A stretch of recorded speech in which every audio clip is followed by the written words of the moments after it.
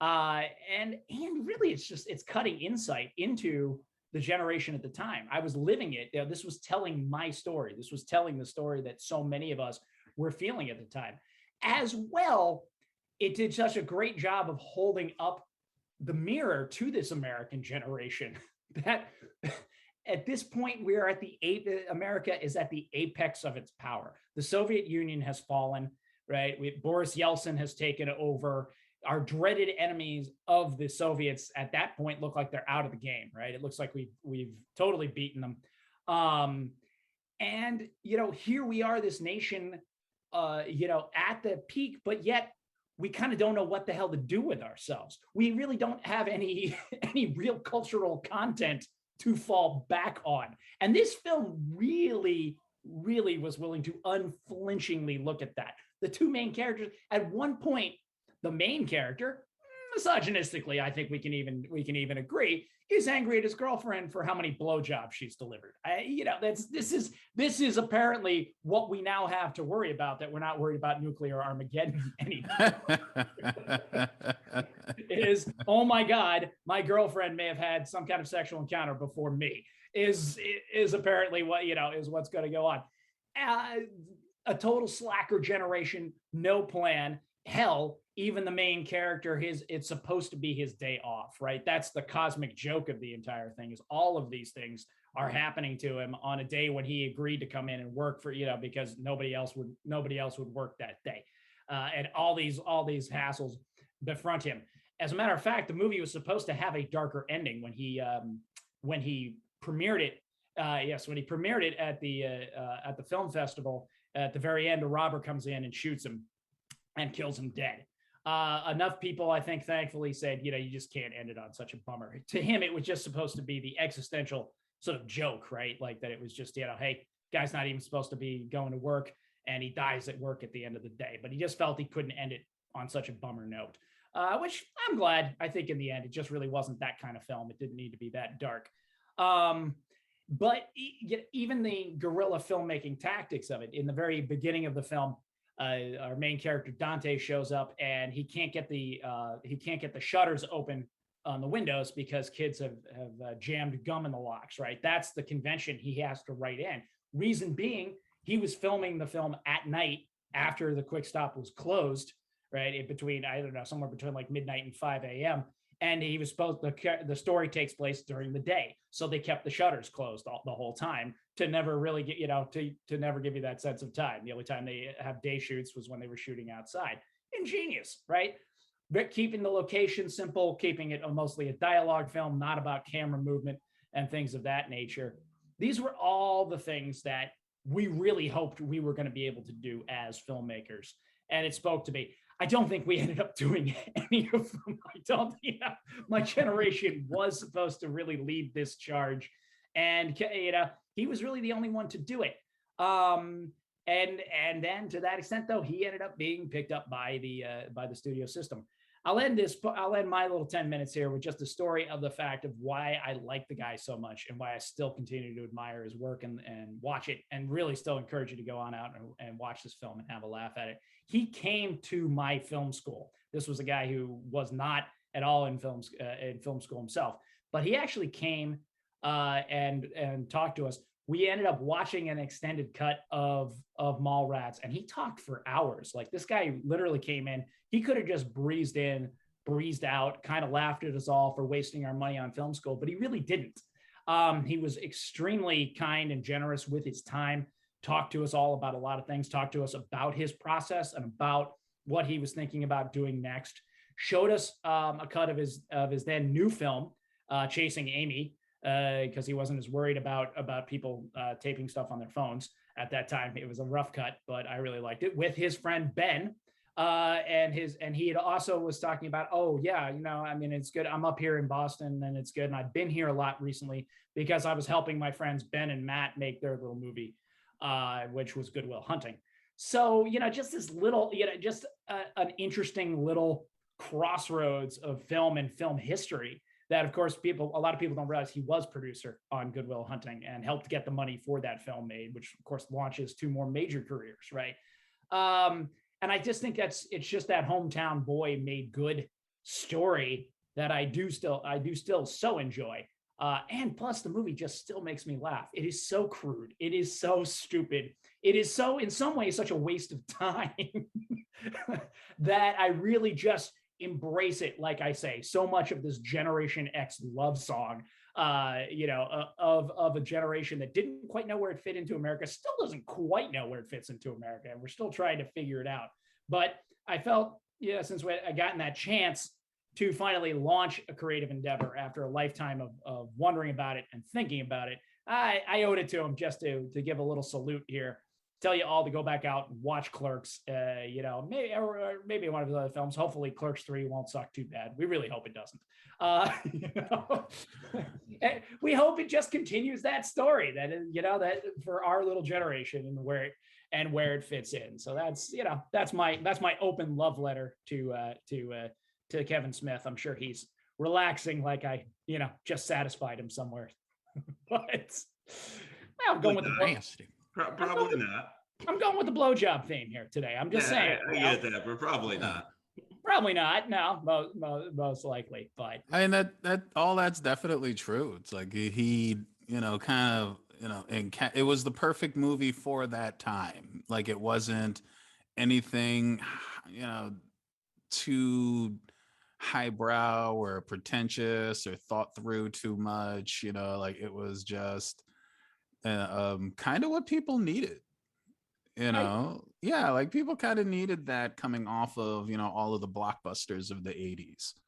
I think so. You had the blockbusters, you had the big budget movies, but you also had, that was also the birth of the Oscar bait movie. The idea of Ben Kingsley playing Gandhi and A Passage to India, and some of the longer 2-hour epics that were really there for that case of being 2-hour epics as well, 2 and 3-hour epics, right? Those were still kind of those were still a little ways away, but the art film, the idea of the high concept. In the 80s? What the hell are you guys talking about? Dancing with Wolves. That was 1990. Sorry. Okay, now but in that crossover period, right? Late 80s, early 90s, and Dancing with Wolves, absolutely. Glory was 2 hours. Glory was too, definitely. Just I can keep going. There are plenty of long movies in the 80s, and there are plenty of Oscar bait movies. Come on. Yeah, absolutely. That's what I'm saying.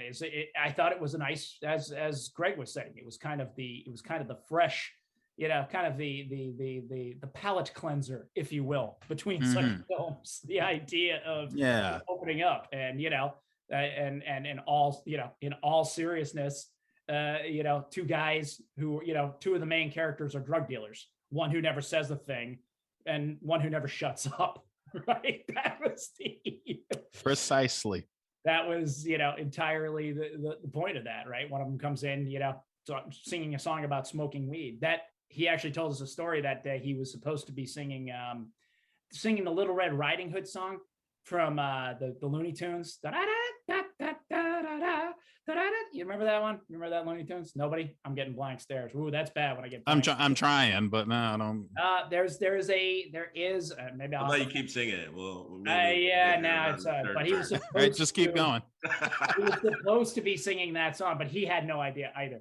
So he made up the entire, noise, doing coke, smoking weed, that whole bit when he comes in. Jason made that entire thing up, right? So magic in the moment going on there. But I'll hand it off to Arshawn. I just want to see what he's thinking today. Where the Three of Clubs is going to bring us now. What I'm thinking is I already have a hard enough time with people with my name with the difficulty of R-A capital S-H-A-U-N. So I'm not sure how I'm really feeling about Arshawn continuing on with, I already have enough fucking confusion going on with a very easy name. It's not like I'm 14 syllables where you're just gonna have to sound it out and work for your best. It's literally Ra and then Sean, which is funny because it makes me think of growing up and all the different variations I would get with a substitute teacher. Like you would see the guy or the woman coming in, you knew immediately. Like it got to the point in middle school, my friends would just be looking at me like, here it comes. Like I felt like there were side bets on what it was going to be. The best one, however, was Russian, which I got to tell you, at that point, I'm plotting. I'm applauding the individual because I'm like, you went out of your way to get to Russian. Like, I don't understand how you got to it, but you went so far out of your way to do that, to prove that point. That I'm, you know what, fuck it, I'm here for you. I'll be Russian for this period. I just love that you done messed up Russian. I mean, Russian. that dude, you proceed. So in other words, you are owed money from the Key and Peele sketch, right? You are owed money from you done messed up, A. Ron.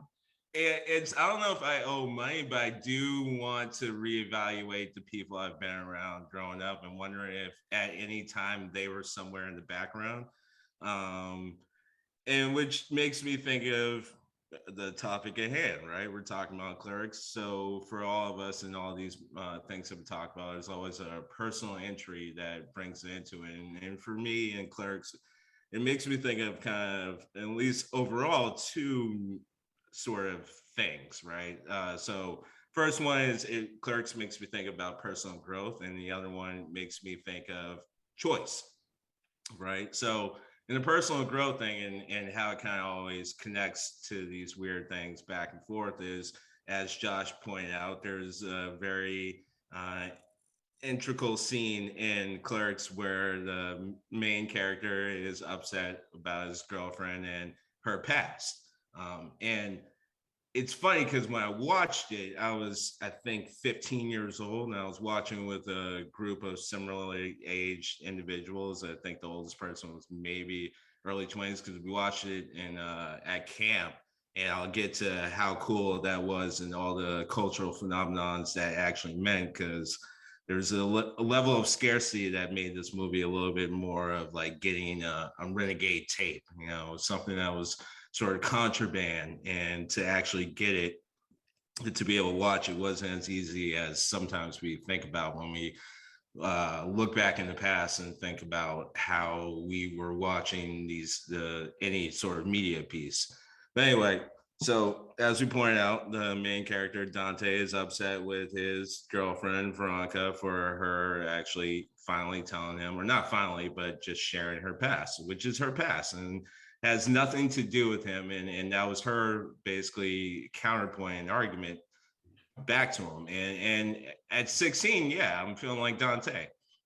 I'm like, yeah, I'd probably be upset too if my girlfriend had a history, because in my small mind, I'm thinking not necessarily of her, but more like all the interactions I may have to do. Like I grew up in a town that I feel like is very similar to what's being depicted in Clerks.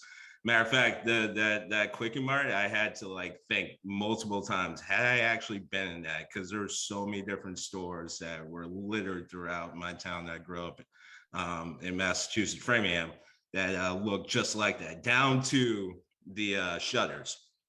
And the ornery store clerk, who's just sitting there looking like he was just passing time and had more to do with whatever magazine he's flipping than actually paying attention to the store. So like I was thinking more of the interactions and thinking like, yeah, if I were that guy dating someone, I would hate to be running into guys left and right about someone who's been with my girlfriend.